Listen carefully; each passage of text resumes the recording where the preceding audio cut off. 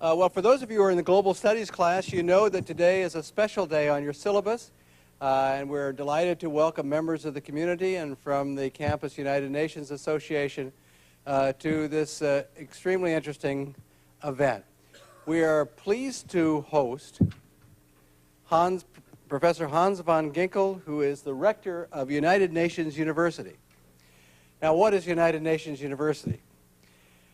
In our Global Studies class, we talk a lot about the way in which new structures of the globalization of the economy, of production, of distribution of goods and services, of the globalization of finances, the globalization of concerns about the environment and of workers' rights, of human rights, all of these aspects of an increasingly globalized world involve systems and processes that seem increasingly to be out of control. That is, no one entity seems to control everything. So when students from this class and from students in other classes at UCSB were involved in protests at the World Trade Organization, at protests in Washington at the World Bank and the International Monetary Fund, what they were doing were asserting some claim for organizations that have international authority and international connections to be responsible, to give some oversight to what is happening in a world that seems to be controlled by no single agency. Now, in our class, a number of you have rightly said, what about the United Nations? Isn't the United Nations supposed to be doing something? After all, it's the only entity that has tentacles throughout the world, is represented by countries throughout the world, that has a concern with things on a global level. Well, the answer is yes. Although the United Nations is encumbered by the fact that it is a representative body, that it can move slowly and sometimes it seems too slowly, nonetheless, the General Assembly of the United Nations did set up a United Nations University. There is now, under the mandate of the United Nations, a university that does not have students as such, but has research projects that are concerned with the international implications of growing economic diversity, of the globalization of the economy, of natural resources. And there are some 8 or 9 research institutes related to the UN University, which itself is headquartered in Tokyo in Japan, which are concerned with the various aspects of the globalization of the world. Such matters as development, as a new institute concerned with software capability, an institute on conflict resolution established in Ireland, institutes that you're going to hear a little bit about from the rector of the university, who is Professor Hans von Ginkel. He's from the Netherlands, from Utrecht, which is a lovely city. If you ever go to Amsterdam, you can tear your way from the cafes and the nightlife of Amsterdam. Just a short hour or so away is a lovely city, Utrecht. The university there our guest was the head of the university there for a number of years, and comes to the United Nations University with years of administrative experience in educational institutions. He's a part of the International Union of Universities. He's a remarkable educator who has had a background in biology and concern with the environment, and comes to the UN University with a concern about not only about higher education, but about the fate of the globe. He's somewhat soft-spoken. He's a distinguished guest. Please give him your attention, and please welcome him to our campus, Professor Hans von Ginkel, rector of UN University.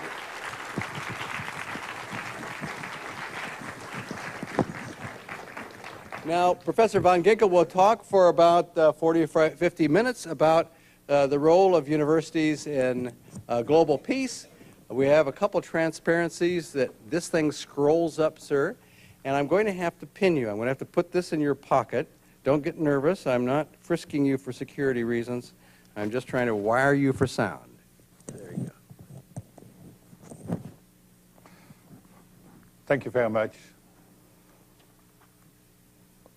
Well, ladies and gentlemen, it is real pleasure for me to be with you now in Santa Barbara. In fact, my good friend Bill Alloway was asking me already for a longer time, sooner or later, to turn up in Santa Barbara. And I was here once, 6 years ago, looking at the development of the campus. But now we also had the opportunity to see a little bit of the city and of the environment, of the surroundings of the city. And I must say, I have to congratulate you, in fact, twice.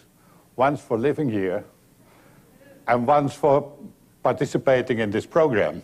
Because I think participating in this program, the program on global peace, security, and human rights, is a privilege. To have such a program organized, and to have such a program to see what really is going on in the world beyond Santa Barbara. Because to live in a nice environment is one thing, but to know about what's happening outside that environment will help you to survive on the longer term. And that's what I'm very much convinced of.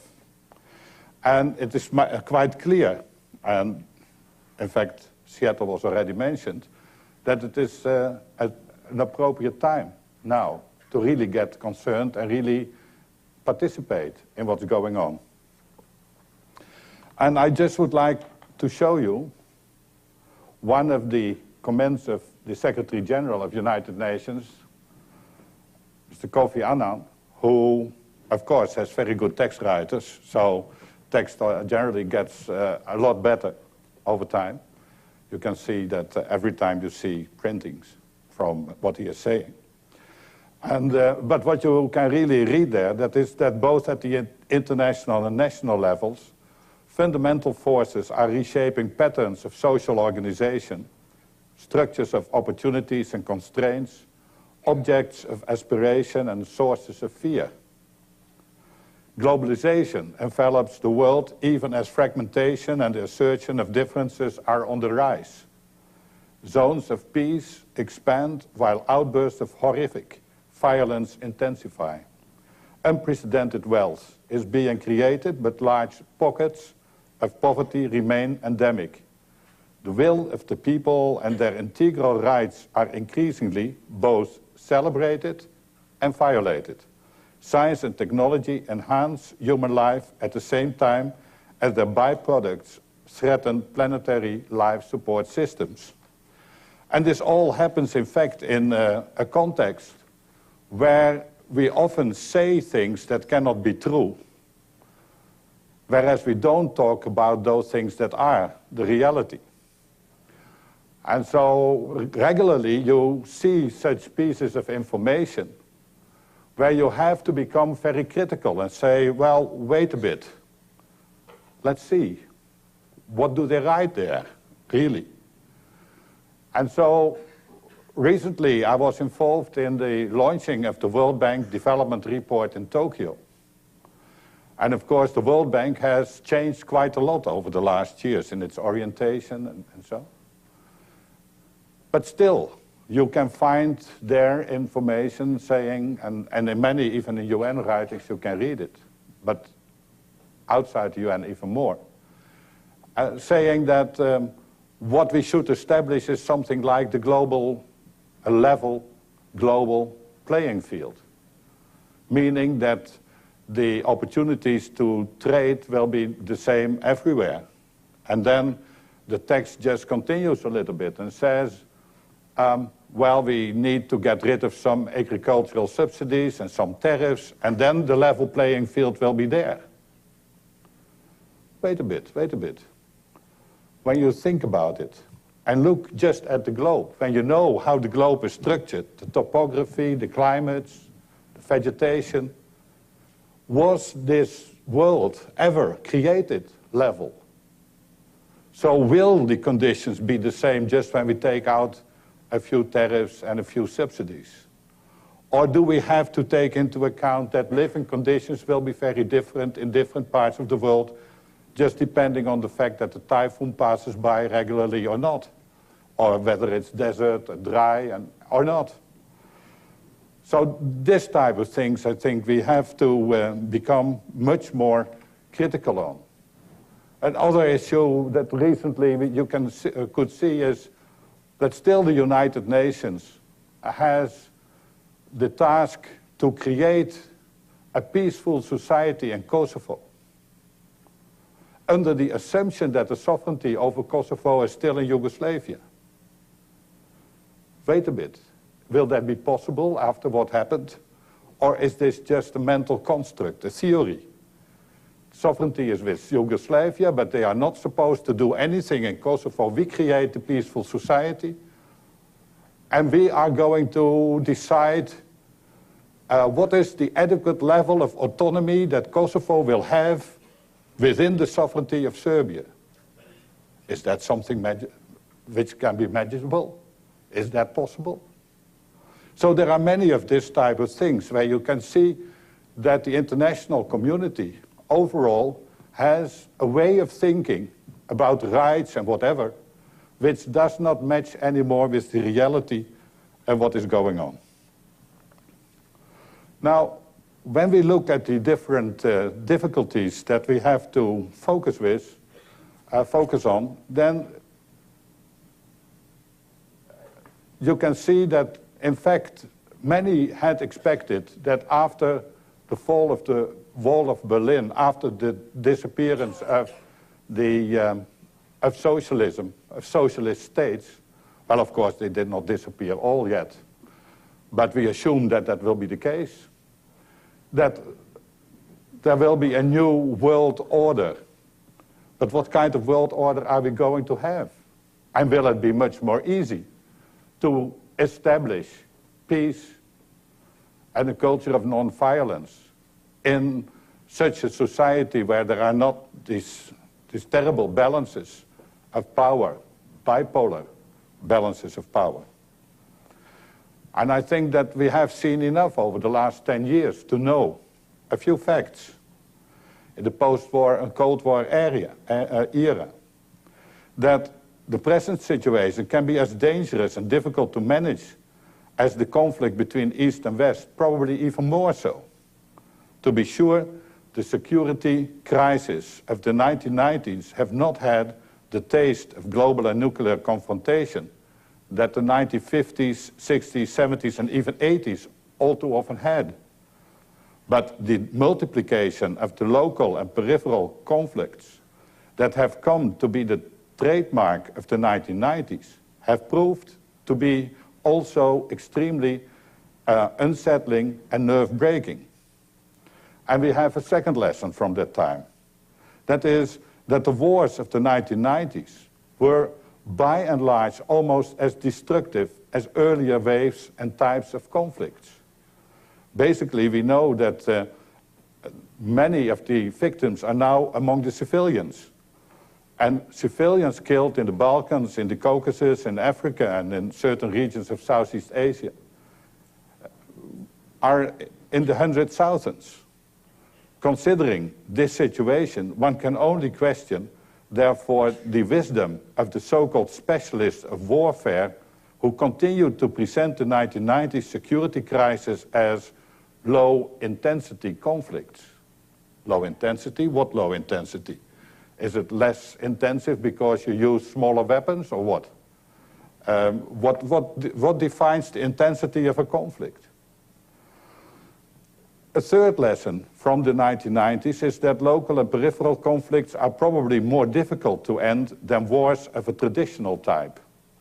To start with, the conflicts of the 1990s typically do not display the clear-cut and international dimension which we find in a classical war.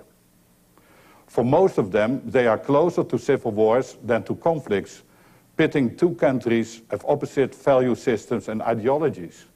In Somalia, in the Balkans, in Rwanda and Liberia, even in the Caucasus, the people at war are very often close neighbors. These features of the conflict of the past decade make it difficult to bring them to an end. The level of pain and hatred accumulated during the war invite people to continue the cycle of revenge and retaliation.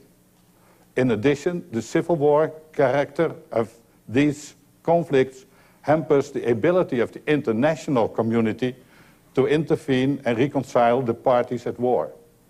I can give you some examples of the two elements. 92. Yugoslavia, the war in Yugoslavia just started, more or less. They were only fighting in East Slavonia, the eastern part of Croatia, but in a terrible, forceful way. I was at that time, organized a meeting of the European universities in Utrecht. And the Dutch universities had agreed that they were all going to invite 5 to 10 of the universities from the former socialist countries. At the end, I had a whole series of universities coming very late, but from former Yugoslavia, asking to be admitted to the conference, asking for support to be there. And during that meeting, indeed, the rector of the University of Osijek in East Slavonia, close to Vukovar, came with pictures. And you could see in the pictures that there were bullet holes in his office. And he just came there, in fact, to see what the European universities were going to do in that type of misery, how they were going to support. And there were Serbs, there were Croats, there were Bosnians. And we tried to keep them together, and we said, well, we are all well-educated people. We should deal with this type of things in a different way. And then some of them became angry and said, what would you do if they point with their gun on your chest? I said, well, I would bow as the reed. And that was the answer, the not desired answer.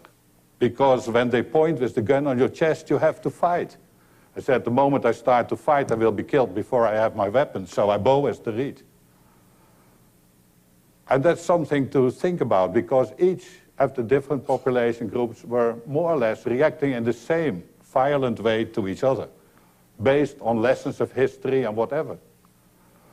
So basically, one has to look back into history and use knowledge in a different way. It's not to foster all kinds of conflicts from the past, but to open up a future for all. And that was the basic lesson. Gradually, of course, the European universities could not do much in Yugoslavia, so later on we decided to have a task force for the support of the universities in Bosnia, so we did choose. And this task force for the support of the universities in Bosnia made use of the World University Service, and together they were able to bring in supplies and even people into the University of Sarajevo even before Dayton. So there was quite a pattern of cooperation, and this pattern of cooperation was in fact continued after Dayton. And when you look at what really happened there, is then you could see how strong the hatred was. So in Mostar was always a multi-ethnic city. In Mostar there had been a very strong fight, but not involving the Serbs so much, between the Croats and the Bosnians. And so they decided, after long fighting, there was one university at the west bank of the river and one university at the east bank of the river. But the formal authorities did not allow yet to accept in cooperation after Dayton that there would be two different universities.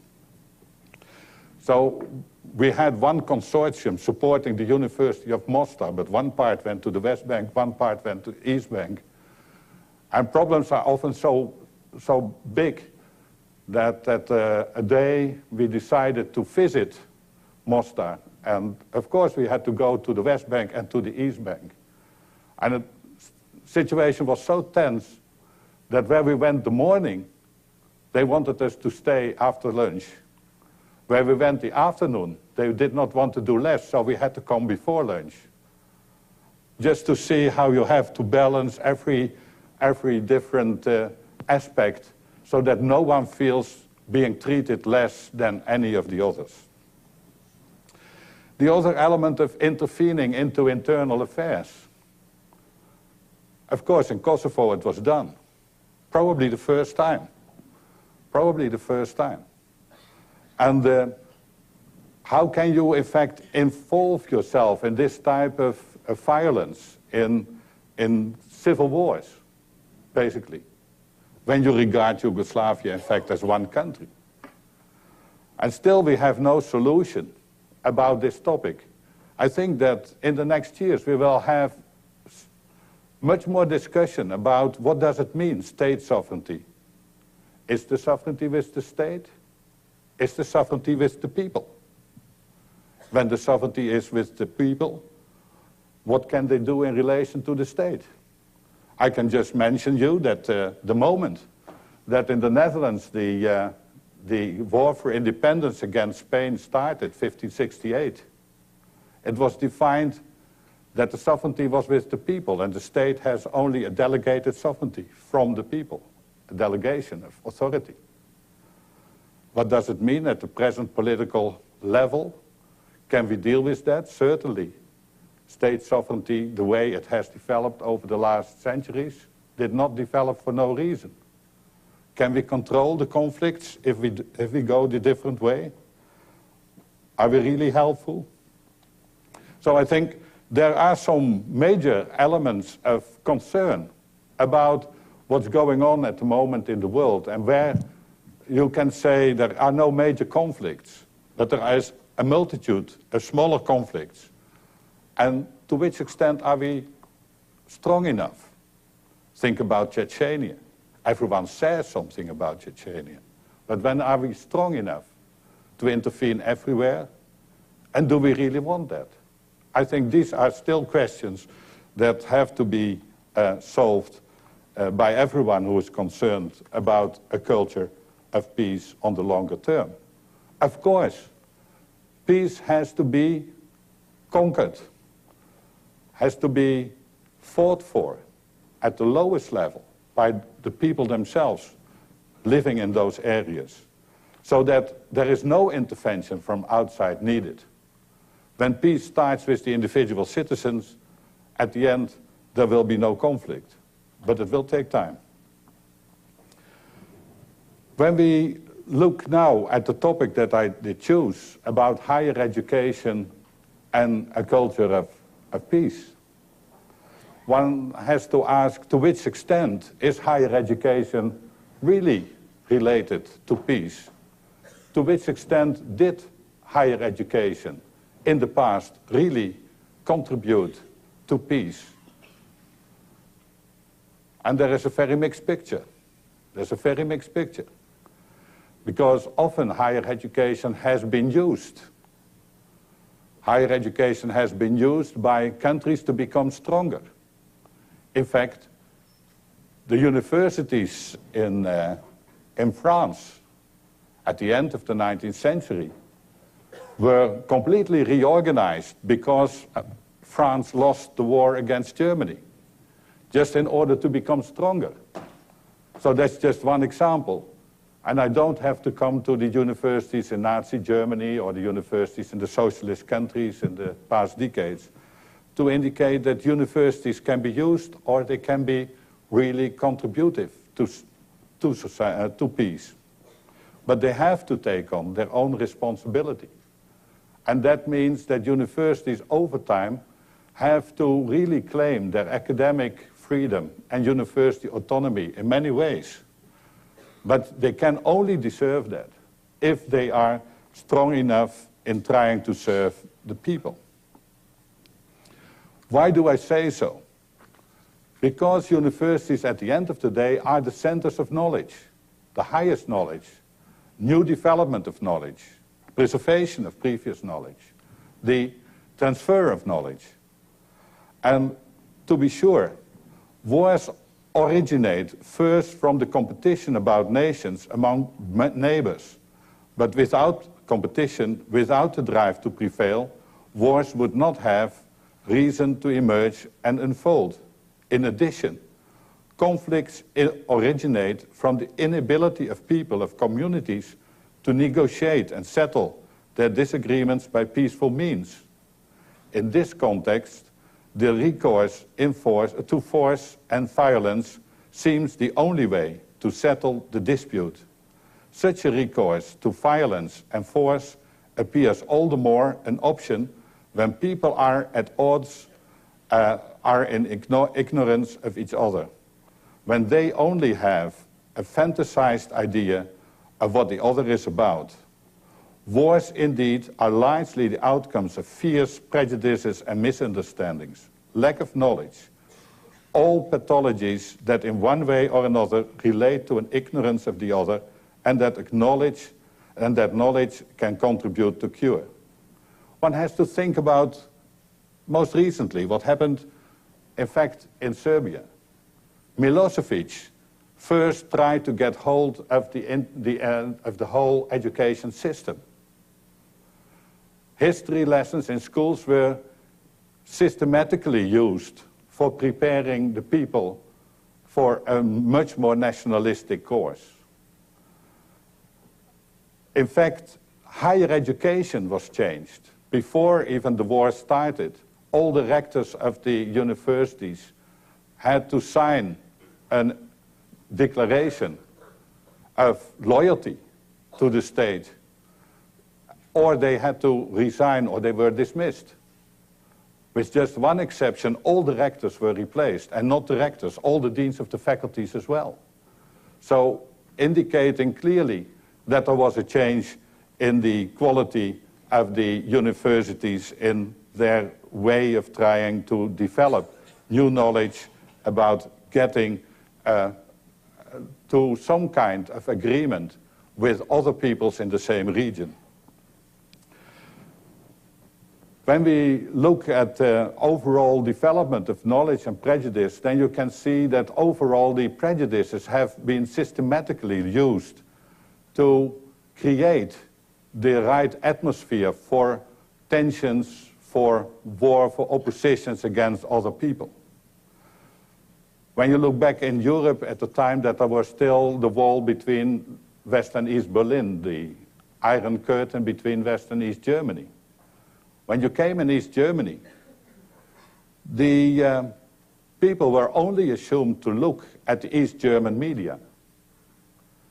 Of course, it's very difficult in Europe with the present technical conditions. It's easy also to receive the West German television and radio. So what happened? The school teachers, even in the kindergarten, were supposed to have discussions with the children in their class. And they discussed the type of program they saw before they went to bed. And they could look at it very strongly by just listening to the song that the children could sing from that program. And so there was a kind of continuous effort to influence the way in which people were looking at programs, were acquiring their information. But sometimes now, when I look at media in free countries, I'm concerned as well. Because when you look at the television, or when you look at and listen to radio programs, you get strongly the impression that they bring the type of information they expect the people want to hear. They often say, well, this is the public opinion. But increasingly, there seems to be a distinction between the public opinion and the opinion of the people. And that is something to think about, what's the difference. But the public opinion is a kind of construct by the media. They try to follow in order to please the clients. But that is not generally what people really want to see or hear, because they don't know exactly. And so there, I think that in previous times, you see often in authoritarian regimes that information is channeled in order to create prejudices. Nowadays, we have to be very careful that we are not creating the same type of effects along different lines. And there, again, I think higher education has to play a very strong role in trying to inform people. And there I would just like to show you one sheet. Because very often we think that reality is something objective, neutral.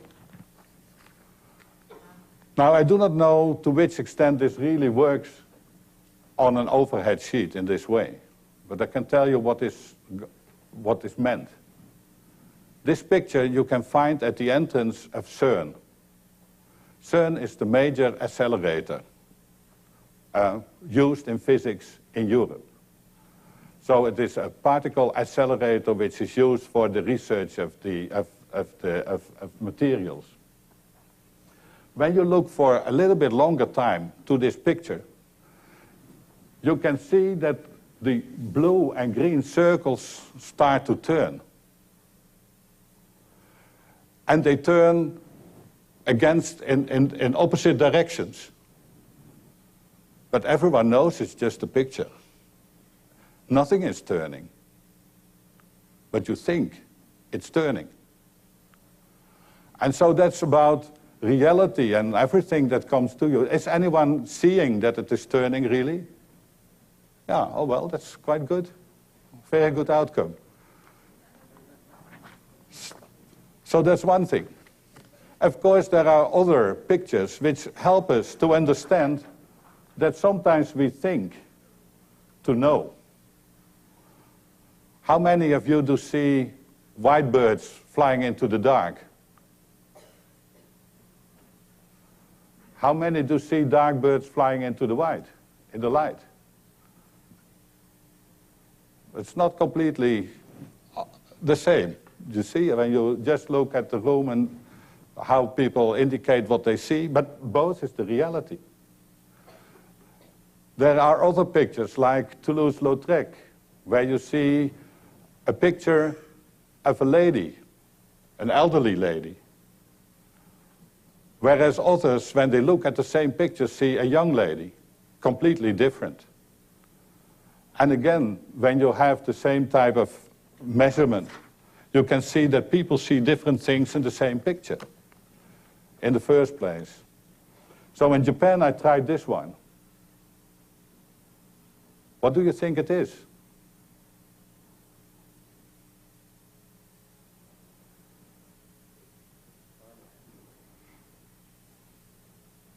Every Dutchman can tell you these are tulip fields. Can only be tulips.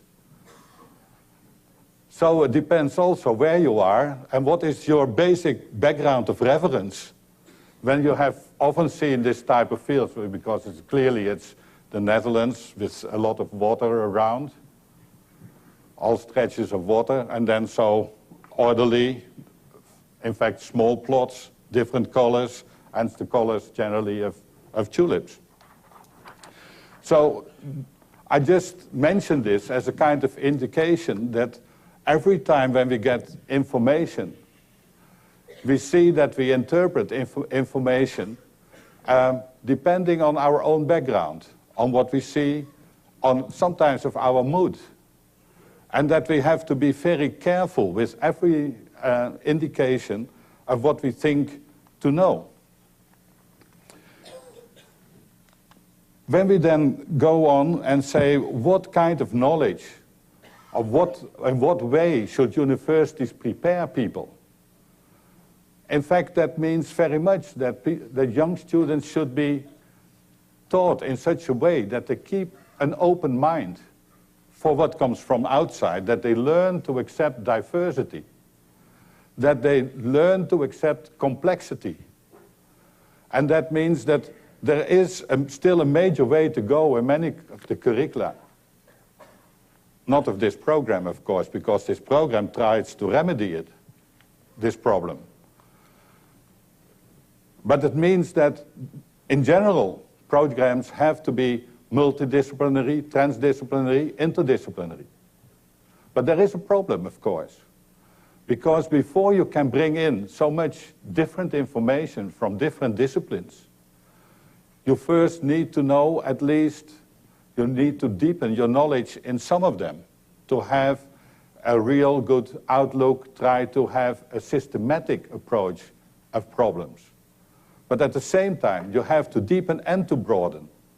And that's a major problem for most universities, to organize it like that, because it's partly also related to the way the university is organized in departments, in faculties, in study programs, and whatever, which not easily lead to the right approach in transdisciplinary or multidisciplinary activities, which will mean that you really bring in contributions from very different points of view at high level.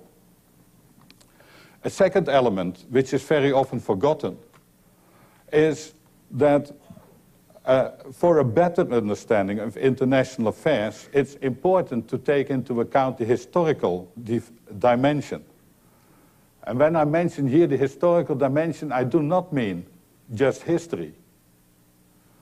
But I just do mean that people have to understand the individuality of each phenomenon, of each development. The individuality of developments depending on a multitude of factors in history, depending on the geography, depending on economic developments, on political systems, on events from the past, in a kind of combination. And time and again one has to say, l'histoire ne se répète pas, which means history doesn't repeat itself. So you cannot say, well, we have seen this already. Now we just do it because we know how to do it. Compare the problem of Bosnia and Kosovo. Many thought that, in fact, the decision in Bosnia came because of the large-scale bombing that was announced. So, solution for Kosovo, start to bomb. Was it a solution?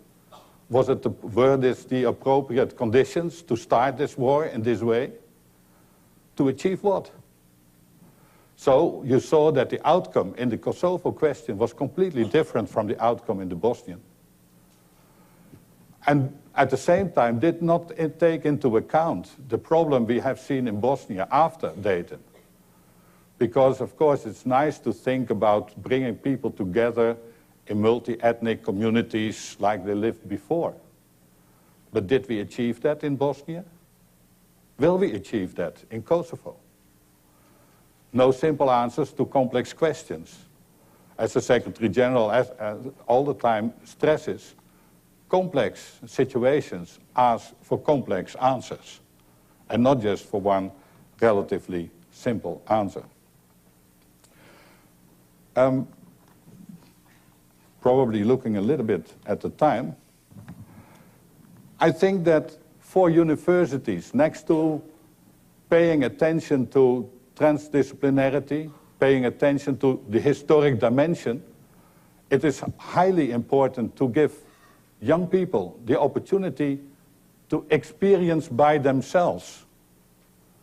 But that will mean that there will really be a need to work harder on internationalization and a culture of internationalism, understanding other countries, other people. And you cannot just say, well, this is a one-off activity. I have been, as a very young student, I have been abroad, now I know. Next to the problem that there are many places abroad very different, all of us growing up, maturing, experience and see other things and learn to understand other things from other countries.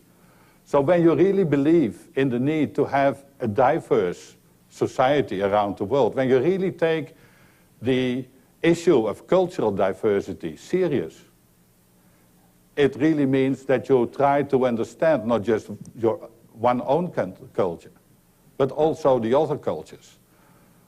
And that explains a little bit why the developing countries, in particular, were quite opposed to the idea of tolerance. Because tolerance means that you accept that there is something next to you, but you don't accept it for yourself at all. You don't take it into account, you don't harm them, they don't harm you, and you have just different pillars in society next to each other. No contact whatsoever. Is that possible in present society? No, of course. So just tolerance is not enough. One really has to know well in order to accept well. Not necessarily by changing yourself completely or to to become different from the past, but to understand and to accept and to collaborate. Because, as you have seen in the Manifesto 2000, to share, to collaborate, to cooperate, solidarity, that are major issues where we are all confronted with. So when you look at the whole internationalization situation, it is important for people to be able to go and see for themselves. Knowledge of languages, foreign languages, is absolutely necessary, because a different language is not just a different vehicle to express yourself. A different language also often means a different way of thinking, a different way of expressing yourself. So in order to get trained for this type of flexible approach, for the diversity that's around in the world, it's absolutely necessary to do more than just study abroad in English language programs. One really has to prepare oneself for that. And universities have traditionally a strong role in that context. Until, let's say, the early 19th century, universities generally were not related to the state. Universities were autonomous. The students came from all around, from different countries. The staff came from different countries, and you did not finish the study program just at one university, but you moved from one university to the other and so on. It's only in the 19th century, with the development of the nation state, that universities became part of a national system of education. And you can find it back in many countries where there is a national university, the National University of Singapore, the National University of Namibia. So universities have become like the national airline, so part of the overall prestige of a country, but not looking at the interests of young people who should go abroad. When we look at this development, then you can say that, in fact, the development towards much more internationalization, to a culture of internationalism, will be one of the major contributions universities can make, but with a good understanding of the history and the economic and political factors of the different parts of the world. And to that extent, just to throw in another topic for the debate, you can pose the question whether it's so good to have a subject in schools which is called the this or that country studies, and not a general topic in history, in geography, in economy, in social science, which gives a picture of the world, a good picture of the diversity in the world at secondary school level, much more than is the case now in most of the countries. Just to conclude, I think that universities, in order to be able to give this type of education, they need to become much more flexible in their organization internally in order to have cooperation across many different disciplines possible. But at the same time, they have to become much more flexible in organizing their study programs together with other universities in networks, so that it will be possible for students to earn credit points also at a high level, in the advanced levels of study programs abroad, and to bring together the different points of view in different countries. But at the same time, these universities will have to focus more and more on the major problems society is confronted with at this stage. And those problems are the future of the economic system, the future of the political system, the future of the dialogue of civilizations. This type of topics will need much more attention. And for universities to address those very well will mean a cultural change in much of what they are doing. And only when higher education in this sense also tries to reach out to society beyond the students they have in the classrooms, in cooperation with all NGOs working in this type of, on this type of topics, they can be successful. But it will mean that universities cannot remain just on the campus as kind of isolated ivory towers. But they have to be continuously involved in the debate, in the public debate on the major issues that the society is confronted with. And that's what I see, at least in my own country, in the Netherlands.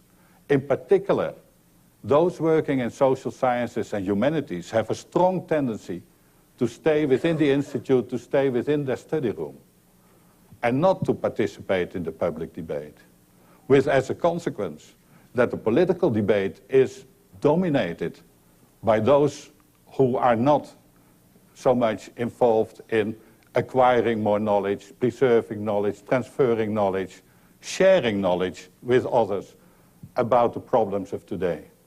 Well, I would just like to leave it there and see what kind of discussion that will evolve.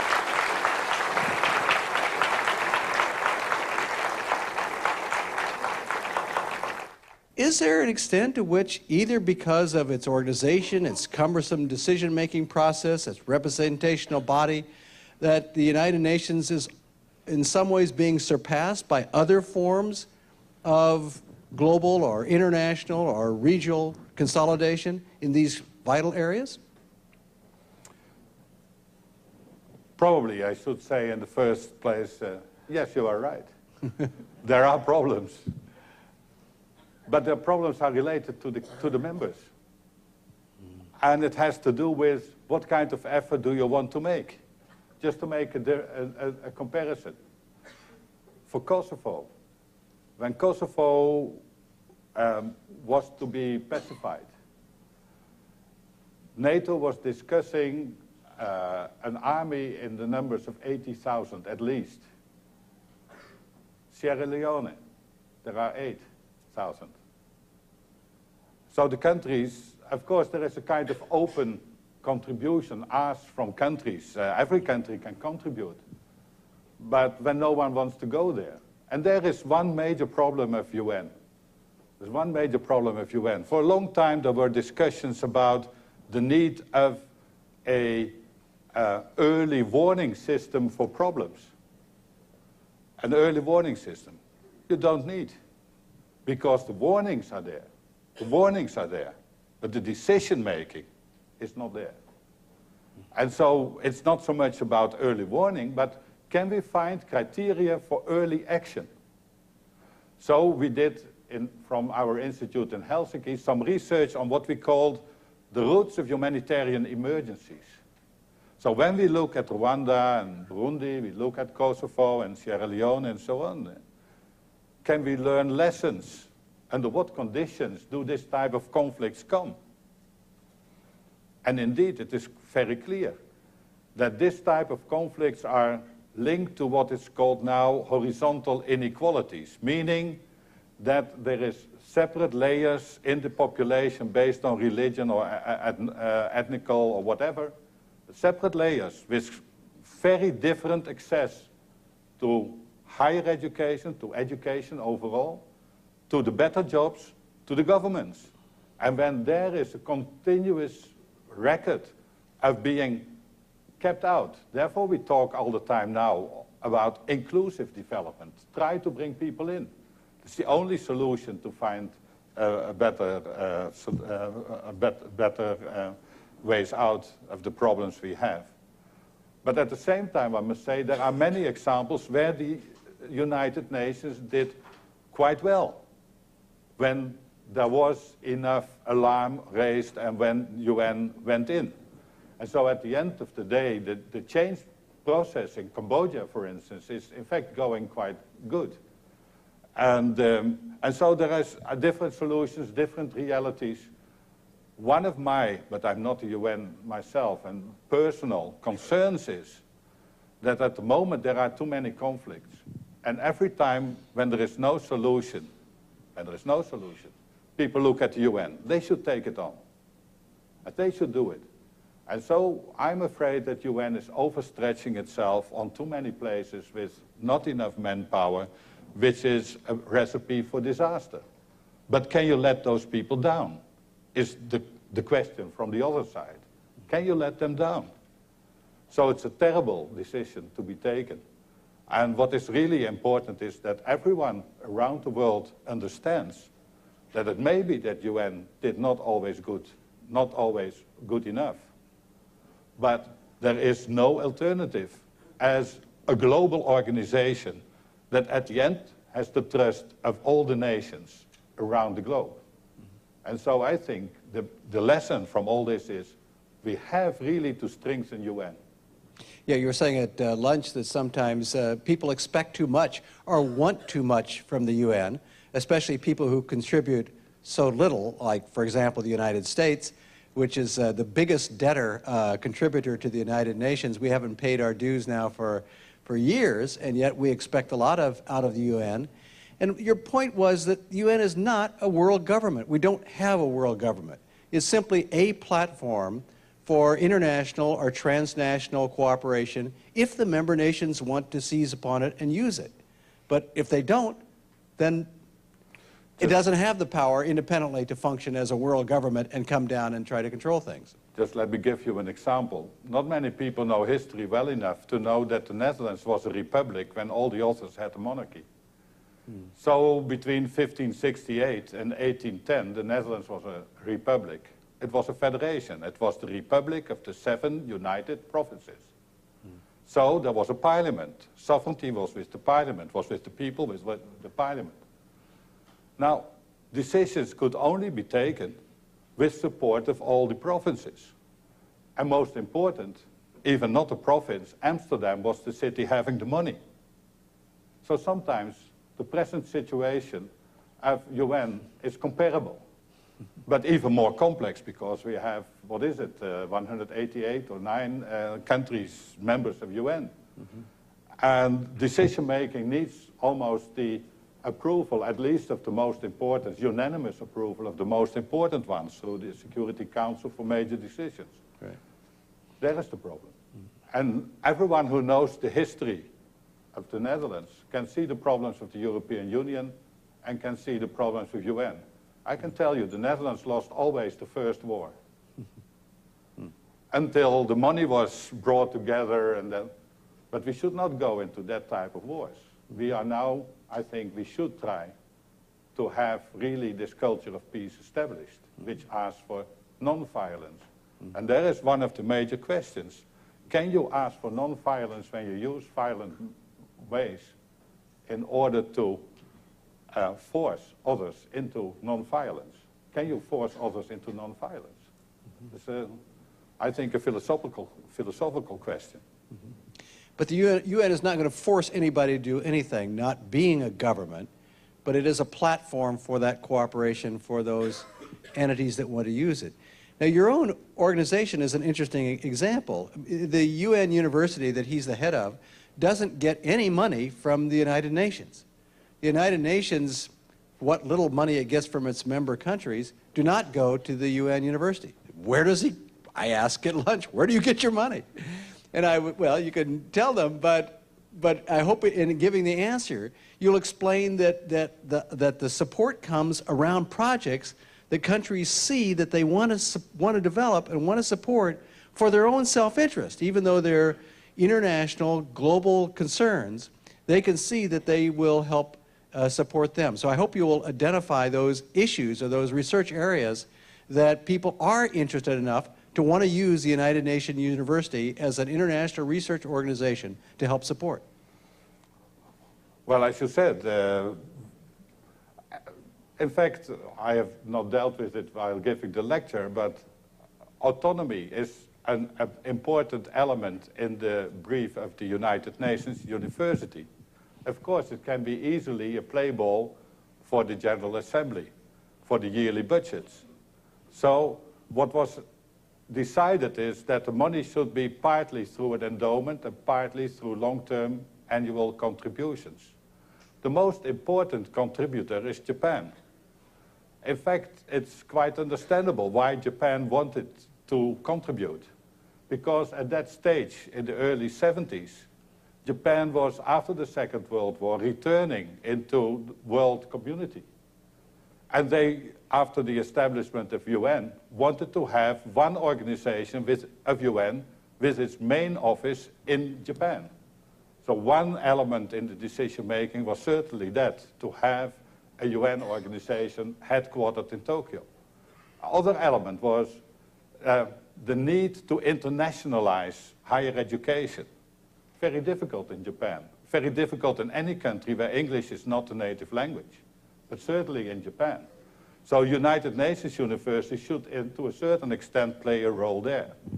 And you can say that afterwards, no country was prepared for an organization having its headquarters in Tokyo, just to put money into the endowment for general use. So they were prepared to give endowments for specific activities. So we have now a very interesting university where in fact the power of the rector over the departments is stronger than the power of the chancellor in Santa Barbara.